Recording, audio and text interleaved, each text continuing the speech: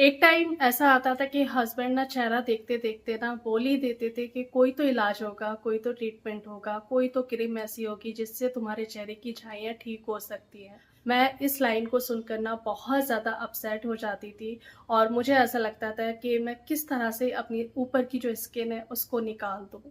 3 महीने का मैंने ट्रीटमेंट लिया, आप लोगों के साथ शेयर करा और लास्ट टाइम जो मैंने अपनी वीडियो आप लोगों के साथ शेयर करी थी, अपना एक्सपीरियंस आप लोगों के साथ शेयर करा था, अपनी जर्नी आप लोगों के साथ शेयर करी थी, तो काफ़ी सारी लेडीज़ के, काफ़ी सारी मेरी सिस्टर्स के कमेंट्स आए कि दी हमारी लाइफ में भी ऐसा हो चुका है और इस चीज़ को हम भी रिलेट करते हैं।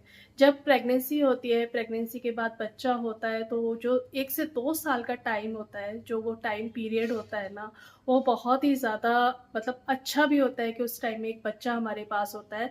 लेकिन एक लेडीज़ की हेल्थ में कितने सारे चेंजेस आते हैं, स्किन में कितने सारे चेंजेस आते हैं, वो सिर्फ़ और सिर्फ़ उसको पता है।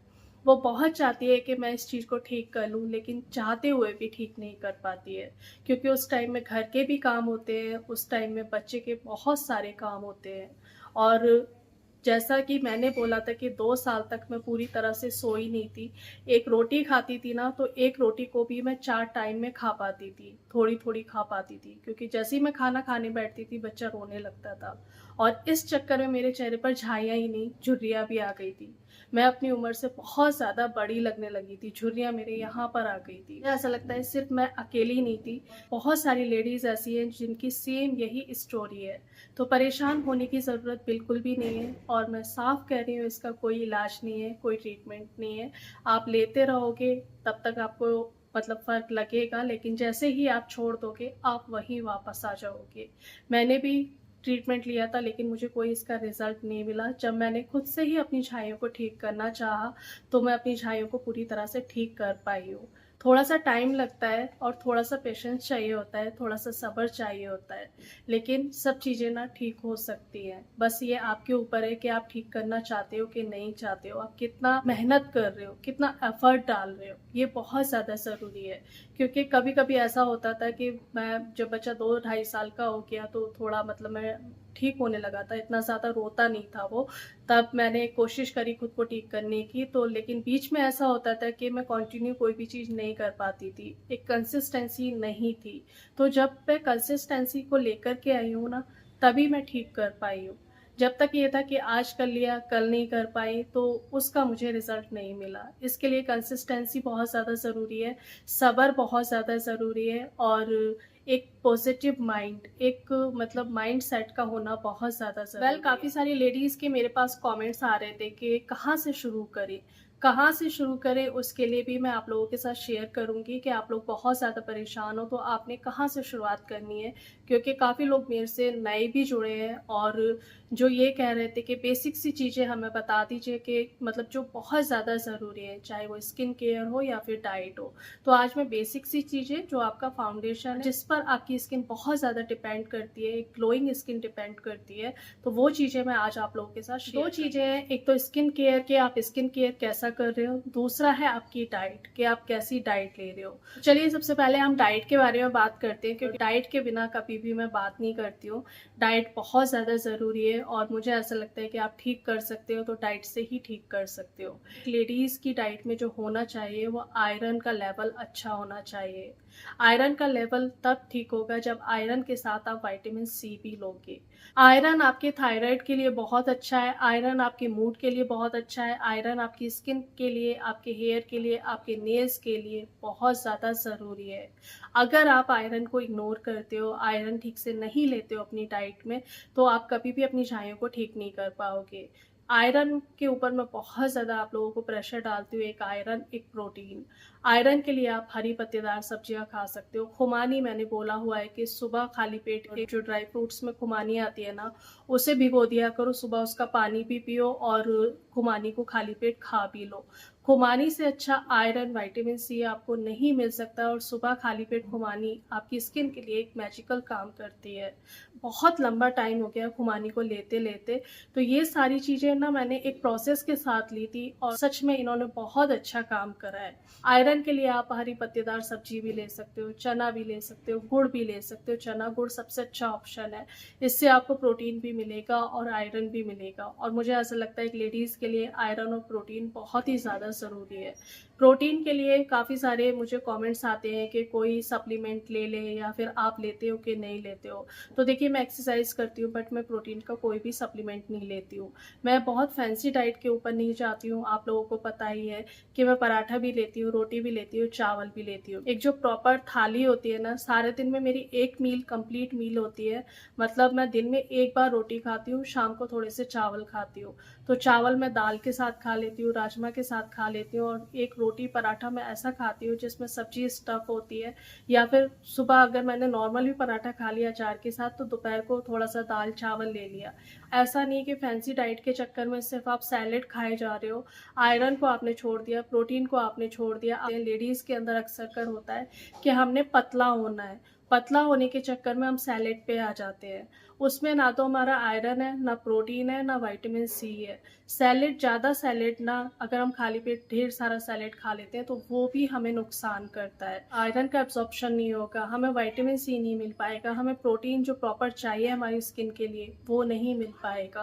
प्रोटीन के लिए आप दाल ले सकते हो, आप राजमा ले सकते हो, आप दोपहर को दाल-चावल बनता ही बनता है। तो दाल-चावल बहुत अच्छे से खाओ, खुश होकर के खाओ। अमाइनो एसिड्स भी मिलेंगे। आप एक इंडियन थाली में जो सब कुछ होता है ना, उसे एक टाइम में तो पूरा खाया करो। दही को ज़रूर से आपने खाना है, बी12 का बहुत अच्छा सोर्स है दही। बहुत सारी लेडीज़ में विटामिन डी3, बी12 की कमी होती है। अगर आप इस कमी को भी पूरा नहीं करोगे ना, तो भी आपके चेहरे से छाइयाँ कभी भी नहीं जाएँगी। मुझे अभी कल ही किसी का कमेंट आया कि उनका विटामिन डी 17 था और बी12 163 ऐसे ही कुछ था। मतलब चेहरे पर छाइयाँ भी थी। उनका साफ कहना था कि मैं पूरी कंप्लीट डाइट ले रही हूँ बट मेरे चेहरे से छाइयाँ नहीं जा रही हैं। बी12 मेरा इतना है और डी3 इतना है। तो देखिए सीधा-सीधा सा आपके सामने मतलब है कि आपका डी3 भी कम है, बी12 भी कम है, जिसकी वजह से आपके चेहरे पर जो छाइयाँ हैं वो नहीं जा रही हैं और ज़्यादा फिक्स हो गई हैं। तो आपने क्या करना है बी12 के लिए आप दही चावल है, तो बी12 के बहुत सारे सोर्स मिल जाएँगे, दूध है, दही है, ये सब ले सकते हो।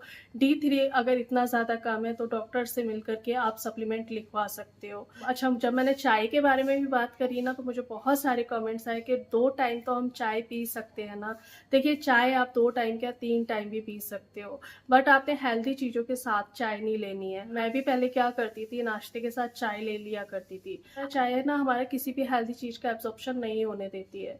तो कम से कम आधे घंटे का गैप दो और आधे घंटे के बाद चाय लें। आजकल ब्लैक कॉफ़ी के चक्कर में बहुत सारी लेडीज़ पड़ी हुई हैं कि ये फैट कटर है और इससे वज़न कम हो जाता है, तो सुबह खाली पेट ब्लैक कॉफ़ी ले लिया करती है। तो देखिए मुझे नहीं लगता है कि लेना चाहिए और जो मेरी डाइट है जिससे मुझे फ़र्क मिला है सिर्फ़ और सिर्फ़ मैं वही आप लोगों के साथ शेयर कर रही हूँ।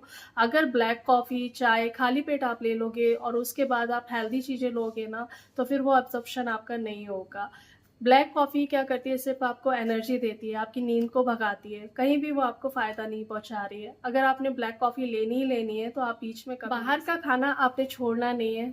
एक दिन बनाना है कि इस दिन हमने सिर्फ़ और सिर्फ़ बाहर का खाना खाना है। हमारे पेट को हर चीज़ की आदत होनी चाहिए कि बाहर के खाने की भी आदत होनी चाहिए, घर का हेल्दी खाने की भी आदत होनी चाहिए।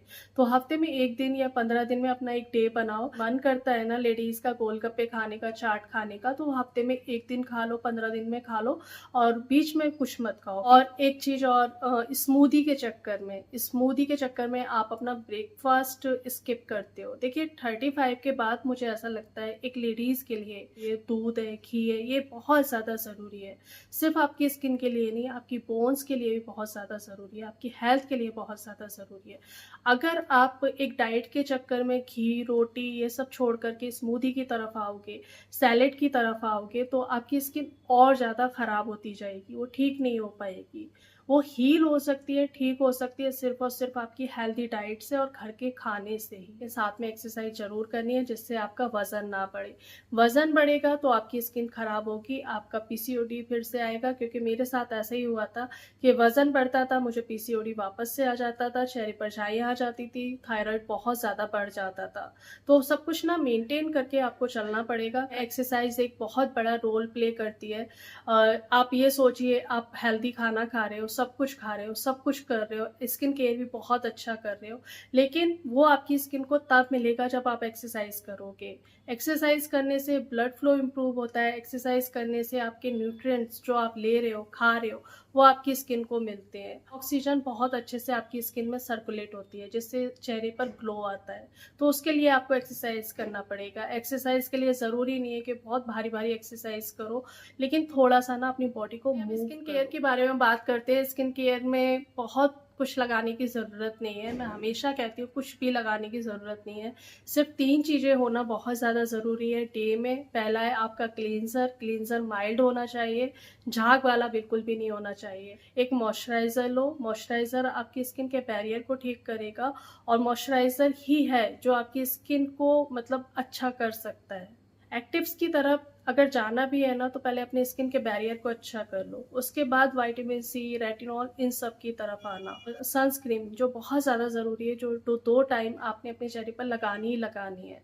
हम बहुत कुछ सारा दिन में फेस करते हैं, चाहे वो लाइट हो या फिर गैस की हीट हो या फिर हम बाहर धूप में जा रहे हैं, उससे हमारी स्किन बहुत ज़्यादा डैमेज होती है। नाइट में रेटिनॉल लगा रहे हो, 1 दिन लगाओ, 2 दिन लगाओ, इससे ज़्यादा मत लगाओ। मुझे ऐसा लगता है जब तक आपका बैरियर ठीक नहीं है ना, तब तक आप रेटिनॉल या कोई भी एक्टिव्स अपने चेहरे पर मत लगाओ। सिर्फ मॉइस्चराइज़र लगाओ, ज़्यादा कोकोनट ऑयल लगा लो। बहुत सारे लोग ऐसे हैं जो मॉइस्चराइज़र नहीं लगाते हैं, जिनके मेरे पास कमेंट्स आते हैं, क्या हम घी लगा सकते हैं, कोकोनट ऑयल लगा सकते हैं? बिल्कुल लगा सकते हो। अगर आपकी स्किन को सूट करता है तो आप कोकोनट ऑयल लगाओ, आलमंड ऑयल लगाओ, जोजोबा ऑयल लगाओ या फिर घी लगाओ। ये कभी भी स्किन को नुकसान नहीं पहुँचाते हैं। और मुझे 8 से 10-12 साल हो गए हैं कि मैं ज़्यादातर 80% अपने चेहरे पर कोकोनट ऑयल ही लगाती हूँ। कल भी मैंने रात को कोकोनट ऑयल से ही अपने चेहरे को साफ करा है। इनसे स्किन खराब नहीं होती है कोई, बस आपने देखना है कि आपको सूट कर रहा है कि नहीं कर रहा है। भी कोई डाउट है तो आप मुझे कमेंट्स कर सकते हैं, मैं सबके जवाब देती हूँ, आपके भी जवाब दूंगी। मेरे चैनल पर नए हैं तो चैनल को सब्सक्राइब कर लीजिएगा। वीडियोस पसंद आती है तो लाइक शेयर जरूर करा करो। मिलती हूँ एक नई वीडियो में, तब तक अपना ढेर सारा ध्यान रखिए, खुश रहिए और दुआओं में याद रखिएगा।